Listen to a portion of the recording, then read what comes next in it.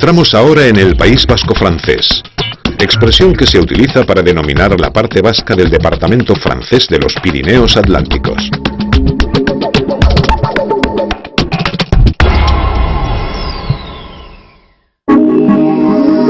Mauleón es una bonita villa situada en el País Vasco francés. El castillo que domina la población es incluso más antiguo que esta. Es una magnífica muestra de arquitectura medieval militar y en sus inicios era la residencia de los vizcondes de Zuberoa. Mauleón es la capital de la antigua provincia vasca de Zuberoa, hoy integrada en el departamento francés de los Pirineos Atlánticos. Es el más pequeño de los 7 territorios vascos que algunos denominan como Euskal Herria. En Mauleón y sus alrededores, el francés es la lengua oficial, aunque mucha gente habla el gascón, y también la variante dialectal del euskera de la comarca. Mauleón es una villa señorial, con diversas casas-palacio construidas durante la Edad Media. Desde tiempos antiguos, ha sido también un importante centro de producción de alpargatas, un calzado de lona y suela de esparto que parece ser originario de los Pirineos. Llegamos a Ostabat, un pueblecito que durante muchos siglos era punto de encuentro de las diferentes rutas que seguían los peregrinos que hacían el Camino de Santiago por Francia. Aquí descansaban durante 2 o 3 días. Ostabat disponía de un albergue y una capilla románica donde atender a los peregrinos, que después emprendían la dura y peligrosa subida de la cordillera pirenaica para llegar a Roncesvalles. La Carra es un pueblecito de postal donde viven poco más de un centenar de personas. Al lado del núcleo encontramos un espléndido castillo, una pequeña joya arquitectónica medieval.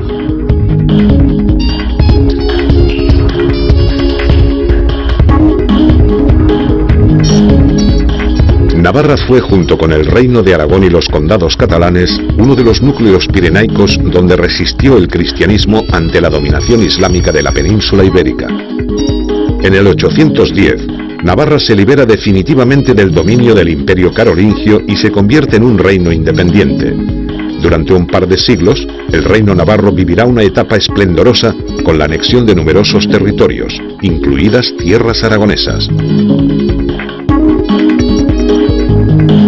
Más tarde, el reino entrará en declive a medida que los reinos de Castilla y Aragón ganan poder y territorios. Tras la muerte sin descendencia de Sancho VII el Fuerte en 1234, los reyes de Navarra serán de procedencia francesa durante casi 3 siglos. En 1512, después de largos conflictos armados y gracias al matrimonio de Fernando el Católico con Germana de Foix, la parte sur del reino se incorporará a la corona de Aragón. La parte norte, la Baja Navarra, quedará como reino independiente hasta que tiempo después será anexionada a Francia.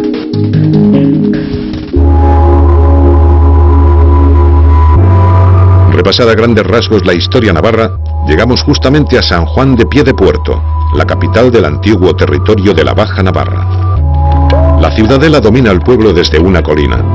San Juan es la última población francesa por donde pasa el Camino de Santiago antes de entrar en territorio español. Tiene diversas edificaciones nobles, la mayoría de los siglos XVII y XVIII, y un interesante centro amurallado, con la iglesia de Nuestra Señora al lado del río, que tiene más aspecto de fortaleza militar que de templo religioso. Fuera del barrio antiguo destaca la ermita de Santa Eulalia.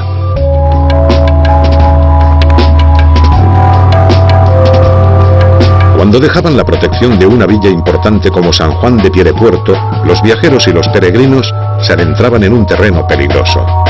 Muchos morían o quedaban gravemente heridos durante la travesía de la cordillera pirenaica.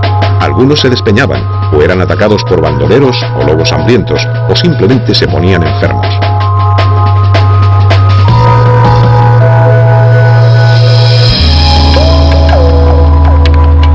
Por ello, adentrarse en las montañas no era muy recomendable. Se acostumbraba a organizar grandes grupos dirigidos por guías, excepto si los viajeros conocían muy bien el territorio o eran muy osados y decidían arriesgarse.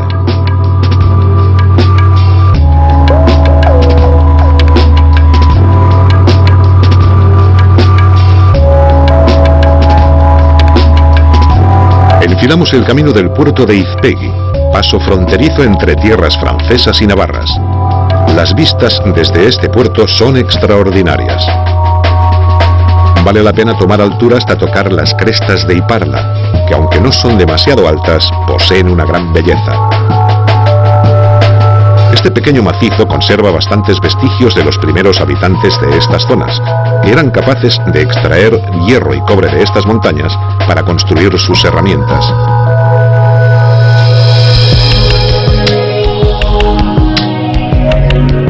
La altura de los Pirineos ha disminuido mucho.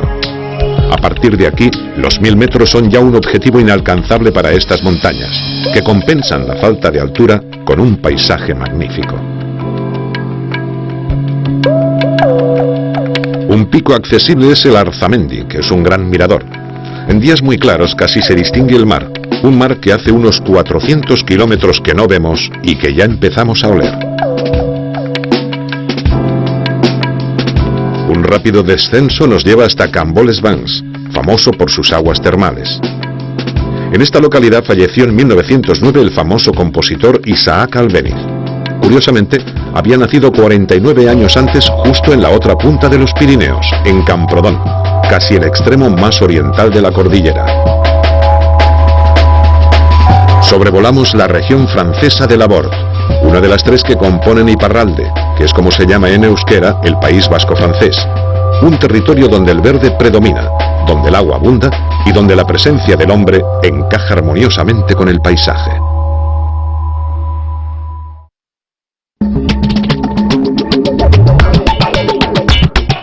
Llegar a la costa atlántica, a sus bonitas poblaciones y a los últimos montes pirenaicos ya es solo cuestión de minutos.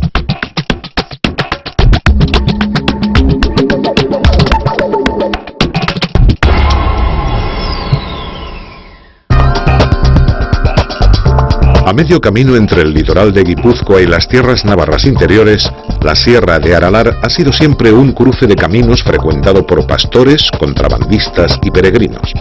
En la sierra destaca el monasterio de San Miguel. El santuario se construyó sobre un primitivo templo prerrománico del siglo IX, en el mismo lugar donde, según afirma la leyenda, se apareció el arcángel San Miguel.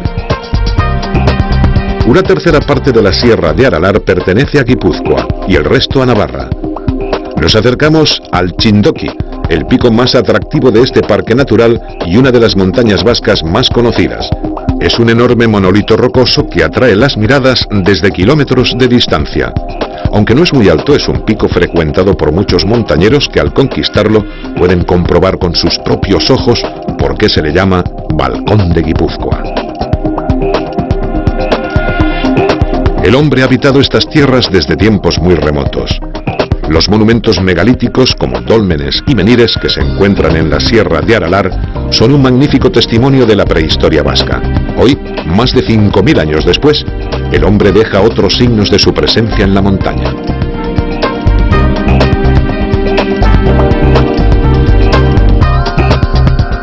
Nos acercamos a una zona exuberante, el señorío de Bertiz. Las condiciones climáticas son idóneas para que abunde la vegetación. Llueve mucho y las heladas no son frecuentes. En esta región, el río Baztán cambia de nombre y se convierte en el Bidasoa. El señorío, que se creó en el siglo XIV, es hoy un magnífico parque natural. En un pequeño rincón del parque se encuentra un jardín botánico con especies vegetales procedentes de todo el mundo, pero es el haya la especie reina de este territorio de bosque típicamente atlántico. A principios del siglo XX, el último propietario privado del señorío mandó construir en la cumbre del pico Aizkolegi un palacete modernista que hoy se encuentra medio abandonado. Solo visitantes esporádicos se acercan a disfrutar de la vista que desde aquí se contempla. Dejamos atrás este tesoro natural y avanzamos hacia el reino de las brujas.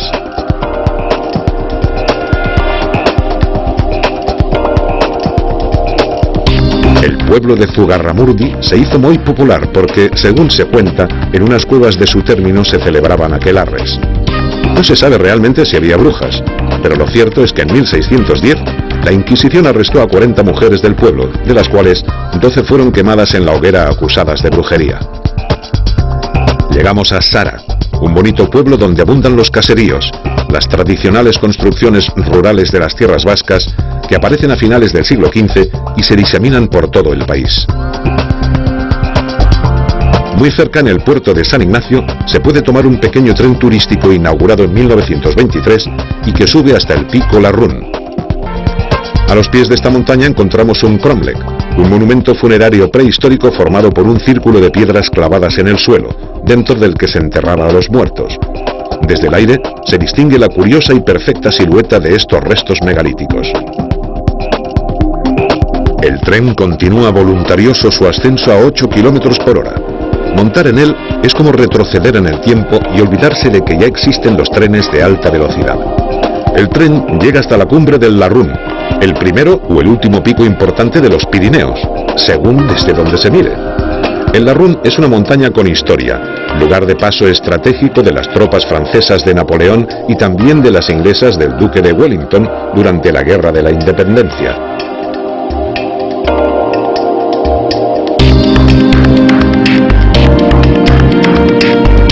Llegamos a Irún, la ciudad más importante de Guipúzcoa después de San Sebastián. Su historia se remonta a la época de los romanos y hoy es, junto con la Junquera, el paso fronterizo más importante de los Pirineos. En esta importante ciudad desemboca el río Bidasoa, frontera natural entre tierras francesas y vascas. En la isla de los Faisanes, un islote fluvial que curiosamente pertenece 6 meses a Francia y 6 meses a España, se firmó en 1659 el Tratado de los Pirineos. Un monolito conmemora este acuerdo.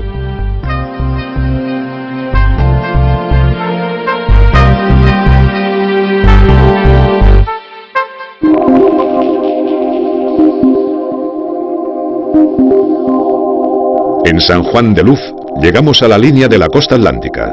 Hoy es una población muy turística, aunque antiguamente era sobre todo una villa marinera.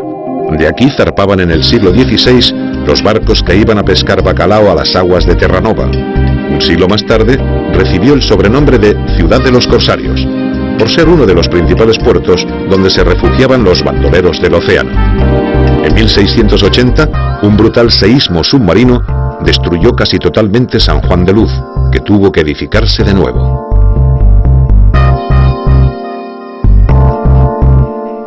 Recorriendo la costa llegamos de nuevo a territorio vasco. Hondarribia es el punto final de la travesía integral de los Pirineos.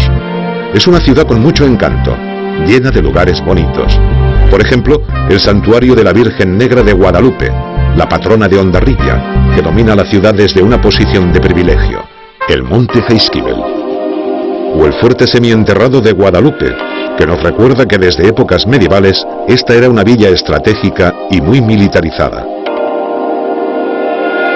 El castillo de Carlos V y la iglesia parroquial de Santa María de la Asunción y del Manzano, en el núcleo antiguo, son otros puntos de interés. La costa de Hondarribia marca el punto más occidental de la cordillera. Estamos a más de 400 kilómetros del punto más oriental, el Cabo de Creus. Finalmente los Pirineos se inclinan, se rinden y se sumergen en las aguas atlánticas, como si después de haberse alzado majestuosos hasta tocar las nubes, ahora solo quisieran reposar plácidamente en el fondo del océano.